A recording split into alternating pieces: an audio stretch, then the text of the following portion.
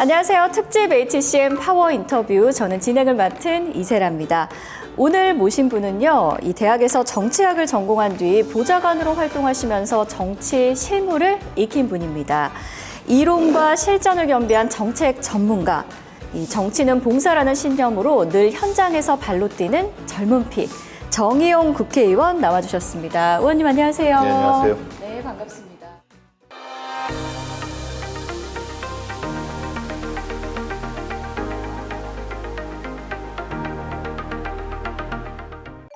이 시청자분들께 인사 한번 부탁드리겠습니다. 예, 안녕하세요. 시청자 여러분, 우리 지역 주민 여러분 반갑습니다. 경북 고령군, 성주군, 칠곡군 국회의원 정의희망 용기 정희용입니다. 반갑습니다. 네, 반갑습니다. 지난 2020년부터 본격적으로 의정활동을 시작하셨습니다. 초선 의원이시지만 어쩌면 이 초선 의원답게라는 표현이 더 어울릴지도 모르겠는데요. 정말 활발하게 의정활동을 또 하고 계십니다. 특히 농촌지방 살리기, 약자 보호, 중산층 회복 등과 관련해서 무려 100개의 민생 법안을 대표 발의를 하셨다라고 들었습니다. 굉장히 적극적인 활동을 보여주고 계신데요. 요즘은 또 어떤 고민을 하고 계신지, 또 이렇게 바쁘셔서 언제 쉬시는지 정의용 의원님 모시고 여러 이야기 나눠보도록 하겠습니다.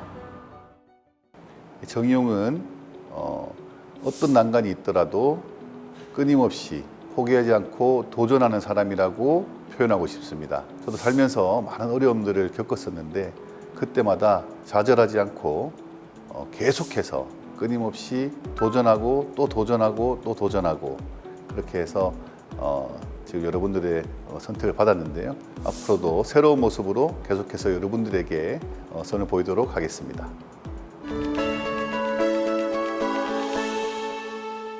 네, 요즘 기후 문제가 아주 전 세계적인 화두입니다. 단순히 생활의 불편을 넘어서 우리의 생명이나 건강을 위협하는 각종 사고, 재난으로까지 이어지고 있는데요. 의원님께서는 이 국민의힘 재해대책위원장이시기도 하고 이런 재난 방지 체계화를 위해서 법안을 발의하셨다고 들었어요. 어떤 법안이었나요? 제가 2020년 8월부터 우리 국민의힘의 재해대책위원장을 맡고 현재까지 지금 3년 동안 계속해서 맡고 있습니다. 그래서 멀리 있는 일이 아니다. 우리 국민의 생명, 국민의 재산을 지키는데 재해에 대한 대비가 굉장히 중요하다고 생각을 하고 있습니다. 그래서 여러 가지 재해 문제에 대해서 고민을 하고 재해 관련 법안들을 제가 발의하고 있고 그중에 가장 대표적인 법안으로는 작년 12월에 제가 발의를 했는데요. 산림과 관련해서 산불도 많았고 산사태도 많았고 소나무 재선충병, 병해충도 많았습니다. 그래서 이거 종합적으로 대응하고 체계적으로 관리할 수 있는 산림재난방지법을 제가 발의했고요. 계속 심사 중에 있는 중입니다. 산림재난방지 법안, 구체적으로 어떤 내용들이 좀 들어가 있을까요? 이번 7월에 집중호우가 많이 나서 문경, 예천, 영주를 비롯한 많은 지역에서 피해가 있었고 태풍 카눈이 왔을 때도 저희 지역을 포함해서 군에도 피해가 있었습니다.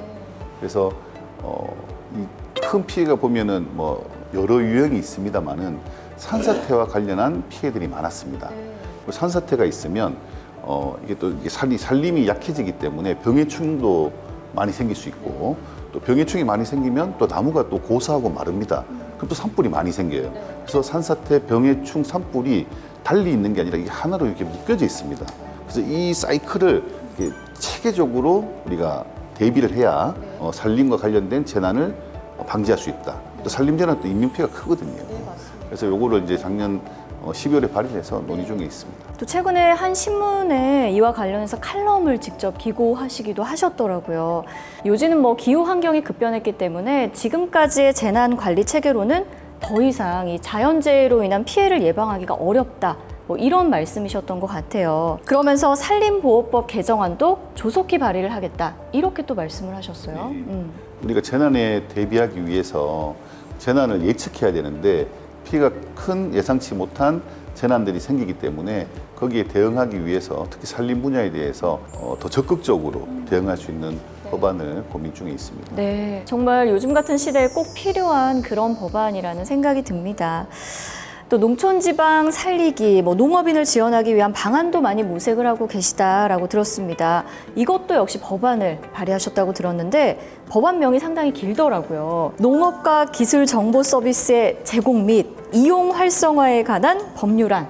이건 또 어떤 내용인가요, 의원님? 이 농업 관련 과학 기술들이 지금 현재는 체계적으로 정리가 안 돼 있습니다. 그래서 이거를 누구라도 접근해서 이 정보를 통해서 지금 하고 있는 농업의 혁신성을 높이기 위해서 농업의 과학기술을 더 전무할 수 있도록 연구할 수 있도록 또 실생활에 활용할 수 있도록 하는 근거를 담은 법입니다. 이 지역구의 농업인들과 만나서 이야기를 들어보면 실제로 그분들께서도 이렇게 첨단 기술을 익히고 이 과학 기술을 통해서 농업의 활성화를 좀 이렇게 이끌어내고자 하는 그런 필요성이나 열망이 강하신가요? 진짜 헌신적으로 열과 성을 다해서 키우는 농작물들이 성공적으로 이렇게 결실을 맺어서 좋은 가격에 이제 판매하시고 싶은 그런 마음들은 농민분들이라면 누구나 당연히 가지고 계실 거고, 그런데 거기서 잘 키워서 많이 생산해서 좋은 값에 파는 거를 넘어서서 더 돈을 많이 벌 수 있으면 소득을 더 높일 수 있는 게 그게 농촌의 삶을 목표죠. 더 삶의 질을 높이는 거지 않습니까? 농촌 소득 자체를 높이는 것이. 맞습니다. 그럼 농촌 소득을 높이려면 과학기술을 접목하는 것이 훨씬 부가가치 소득을 높일 수 있는 방법이다. 거기에 대해서는 우리 농민분들이나 저나 다 같이 동일하게 생각하는 부분이죠. 우리 정부에서도 그렇게 생각하고 있고. 말씀하신 것처럼 그 누구보다 이 실제 종사자분들의 열망이 크기 때문에 더욱더 실질적으로 필요한 법안이다 이런 생각이 또 듭니다. 네, 저는 의원님의 활동을 보면서 참 인상적이었던 게요. 약자를 보호하기 위한 법안을 굉장히 꾸준하게 내고 계시다 이런 생각이 또 들더라고요.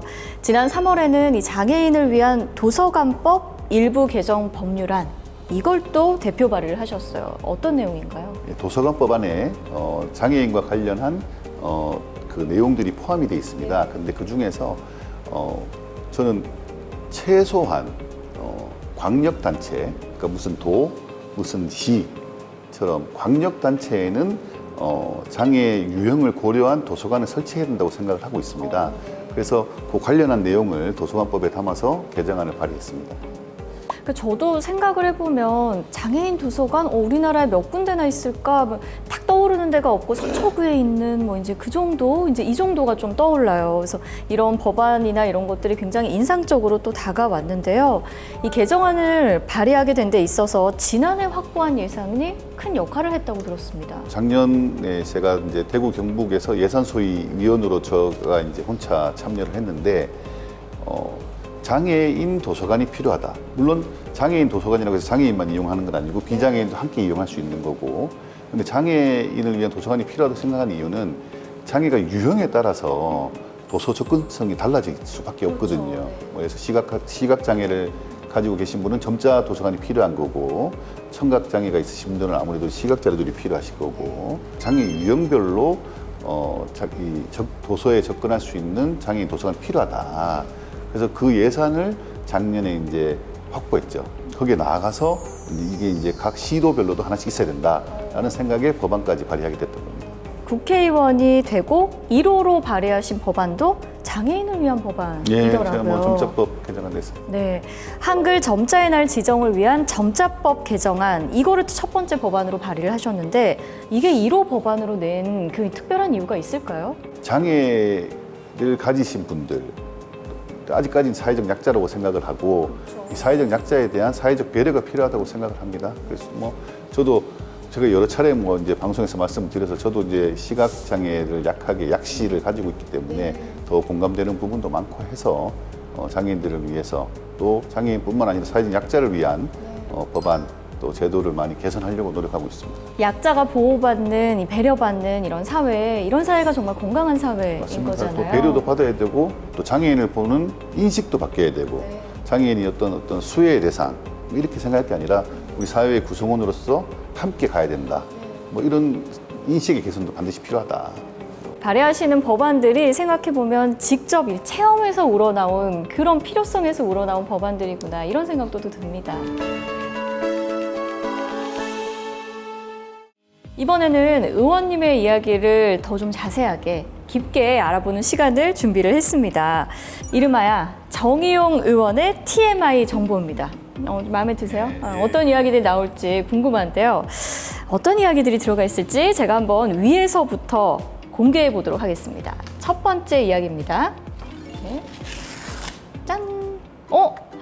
카땡땡 환불 수수료 0% 1등 공신. 이거 어디인지 살짝 뭐 가려놔도 짐작이 오는데 네.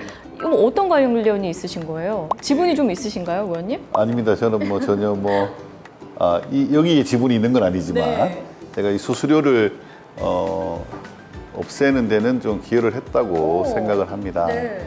우리가 이제 선물을 받으면 이거 선물을 어느 일정 기간 동안 사용하지 않으면 10%를 제하고 현금으로 이렇게 계좌로 입금을 해줬었습니다. 맞아요. 그래서 이 10% 너무 많다는 생각이 들더라고요. 오, 맞아요. 그게 좀 물론 아깝잖아요. 운영을 하려면 네. 기본적인 어떤 비용들이 들겠지만 그래서 기업에서 너무 수수료가 과다하다.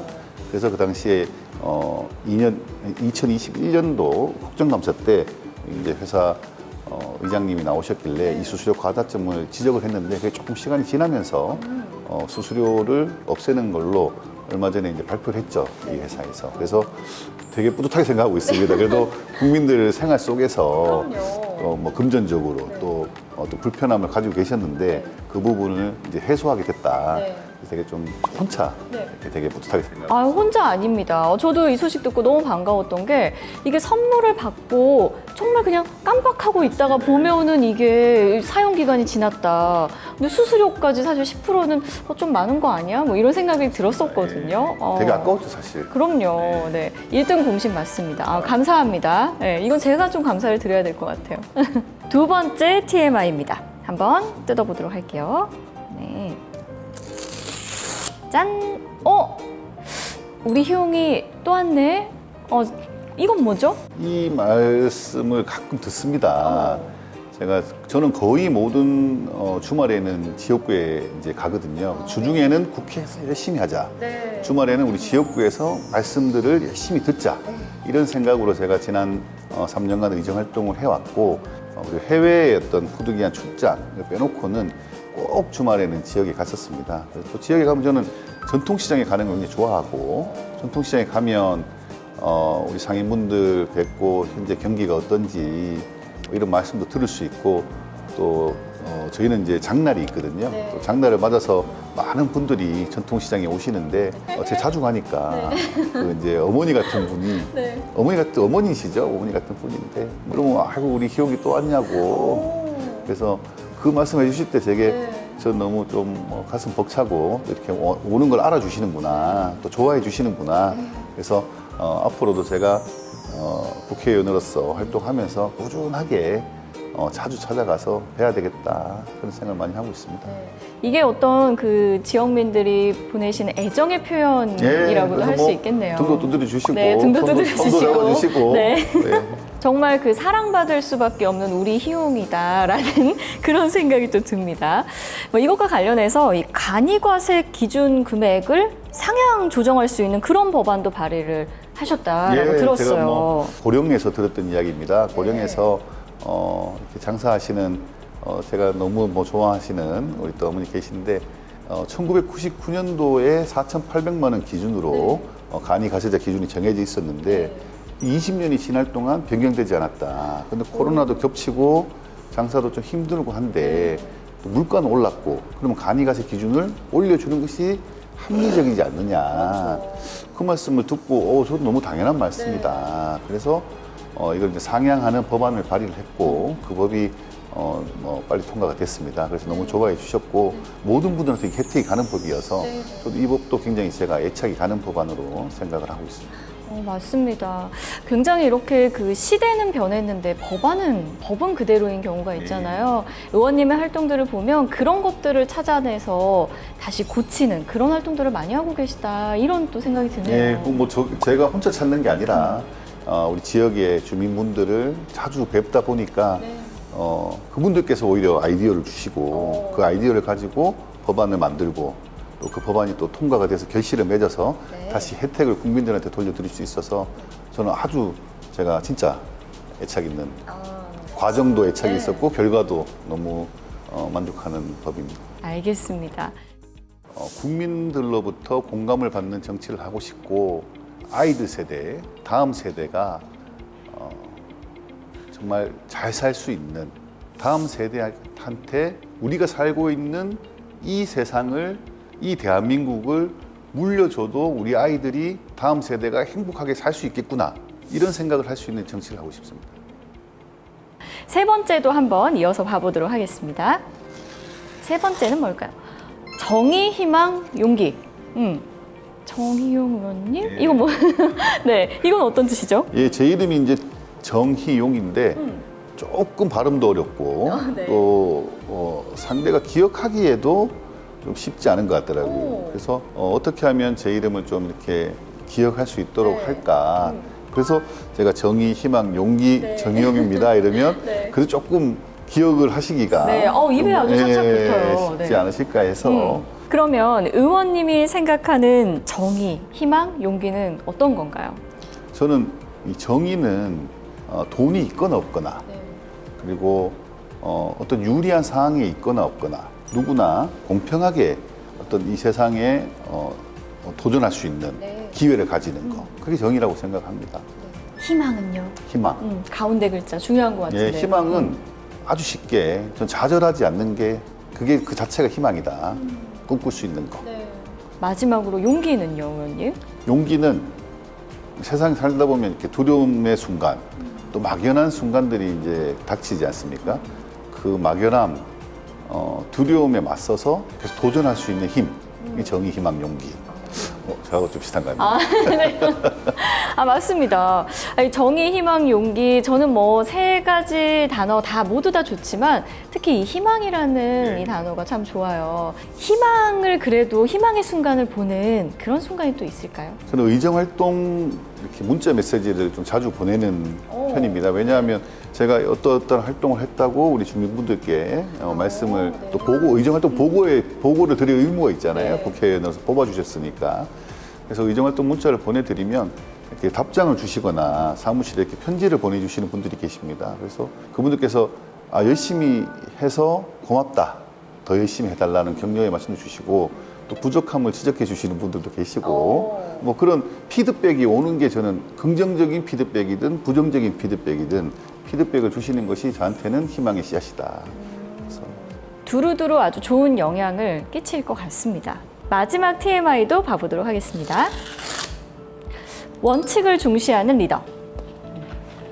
원칙을 중요시 하시나요, 의원님? 네, 어느 사회나 동서고금을 막론하고 리더는 원칙을 중시해야 된다고 생각합니다. 그때 상황에 맞게 자기한테 유리하게만 적용해서는 리더가 될 수 없어야 하고, 되게 어릴 때부터 우리 사회를 운영해가는 규범, 규칙, 원칙이 굉장히 중요하다는 생각을 많이 했던 것 같습니다.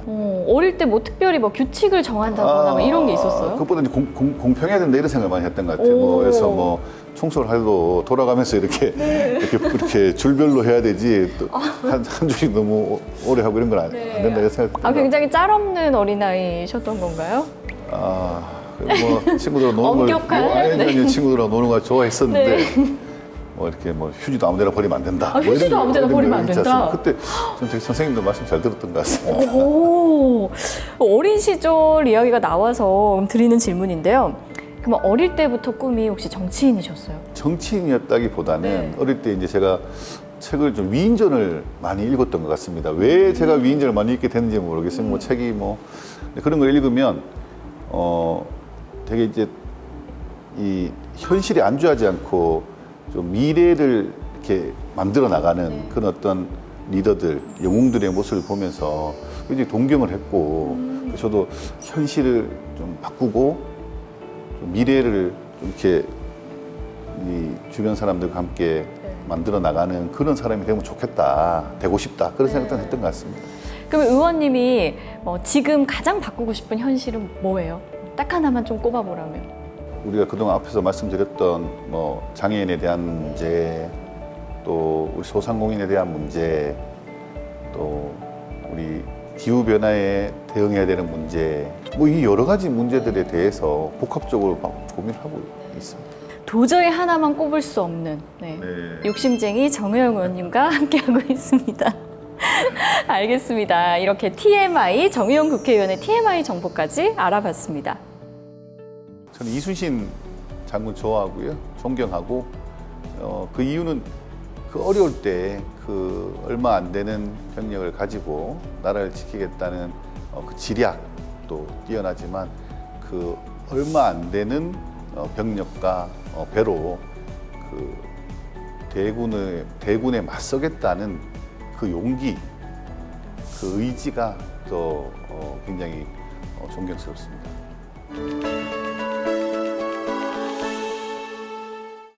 이번에는 지역구 얘기를 좀 나눠보도록 하겠습니다. 보니까요, 그 의원님 지역구가 굉장히 광범위하더라고요. 무려 3군데입니다. 경북 고령군, 성주군, 칠곡군 3군데인데 지역구 사업에도 뭐 많은 관심을 갖고 계시잖아요. 예, 당연히 뭐 저희 지역이 좀 더 활력을 띠고 또 우리 지역에 사시는 분들이 또 우리 지역에 사는 걸 더 자부심을 느끼실 수 있도록 지역에 많은 새로운 사업들을 통해서 좀 더 이렇게 막 활력을 활성화시키고 싶은 마음이 큽니다. 네. 특히 이 의원님께서 지방 소멸과 관련해서 관심이 꽤 많으시다라는 걸 제가 들었어요. 지방 소멸은 이제 관심의 문제가 아니라 제 삶에 직결된 문제이기 때문에 그렇죠. 뭐 굉장히 좀 깊이 고민하고 있습니다. 이 지방 소멸에 대응하기 위한 어떤 방안들이 있다면 어떤 게 있을까요? 저는 지방 소멸에 대응하기 위해서 결국 인구의 문제인데 사람이 모여들게 해야 하고 그 다음은 사람이 떠나지 않게 해야 되고 머물 수 있도록 해야 되고 이런 거지 않습니까? 떠나지 않고 머물게 하려면 일단은 돈 벌기가 좋아야 돼요.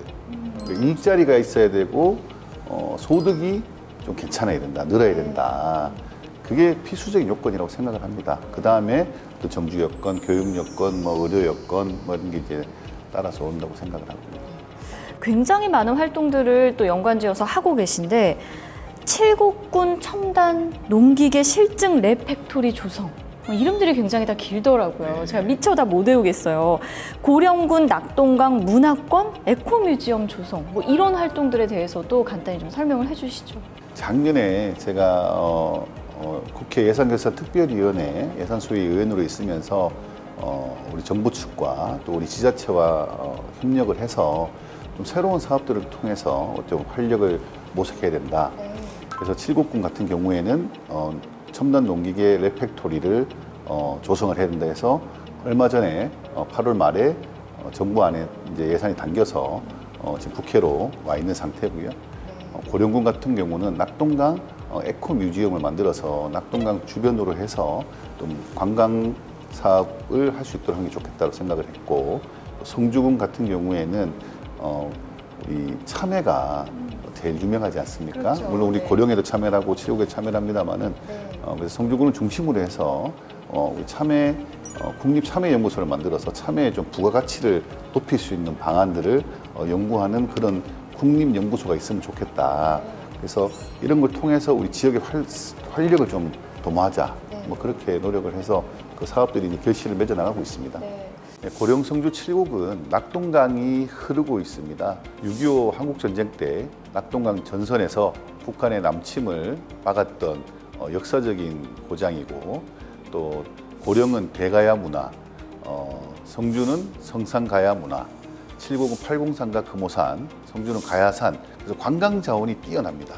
그래서 한번 꼭 우리 고령 성주 칠곡을 방문해 주시면 좋겠습니다. 아까 그 인구 감소 뭐 이런 문제는 이게 생존과 직결된 문제다라고 말씀을 해주시기도 했는데 의원님 지역구인 고령이나 이 성주가 정부가 지정한 인구 감소 지역이 됐잖아요. 의원님이 하셨던 말씀 중에 좀 인상 깊었던 게 이런 문제에 대응하기 위해서는 결국은 청년들이 되돌아와서 우리 지역에서 일할 수 있는 구조를 만들어야 된다. 이런 말씀 굉장히 많이 하셨더라고요. 그러면 구체적인 대응 방안이 또 있을까요? 되돌아오게 만드는 그런 방안이 있을까요? 청년들이 지방에 오려면 일단 일자리가 있고 소득이 좋아야 할 것이고 두 번째는 아이 키우기 좋아야 할 것이고 세 번째는 뭐 병원도 가깝고 뭐 교육하기도 좋고 뭐 여러 가지 이제 요건들이 있을 텐데요. 일단은 소득이 좋아야 된다. 그래서 농촌에서 청년들이 농사뿐만 아니라 어떤 소득을 높일 수 있는 방법 그런 데 대해서 고민을 많이 하고 있습니다. 알겠습니다. 이런 활동들이 어서 빨리 또 성과들을 많이 또 냈으면 좋겠습니다. 응원하도록 하겠습니다. 네, 오늘 정의원 의원 모시고 많은 이야기 나눠봤습니다. 의원님 이제 임기 1년이 채 남지 않았거든요. 앞으로 국회에서 어떤 활동을 중점적으로 이어가실지도 궁금합니다. 지금 해왔던 것처럼 열심히 노력을 하고 또 열심히 꾸준하게 변함없이 일을 하고 첫 번째 국회의원의 임기가 내년 5월 말까지니까요. 그때까지는 지금 앞에 지난 3년간의 제 활동의 어떤 결실을 맺을 수 있도록 이제 마무리를 좀 하는 단계고 또 더 열심히 해서 또 추후에 다시 한번 선택을 받아서 그 바탕을 통해서 또 열심히 또 제가 다시 한번 일할 수 있는 기회를 얻고자 또 노력을 하도록 하겠습니다. 네, 거의 뭐 쉬는 날 없이 일을 하시는 것 같은데 건강도 챙기시면서 의정활동 하시기 바랍니다, 의원님. 네. 건강 챙기면서 열심히 하겠습니다. 네, 알겠습니다. 특집 HCM 파워 인터뷰 정의용 의원과 함께했습니다. 저희는 여기서 인사를 드리도록 하겠습니다. 시청해주셔서 감사합니다.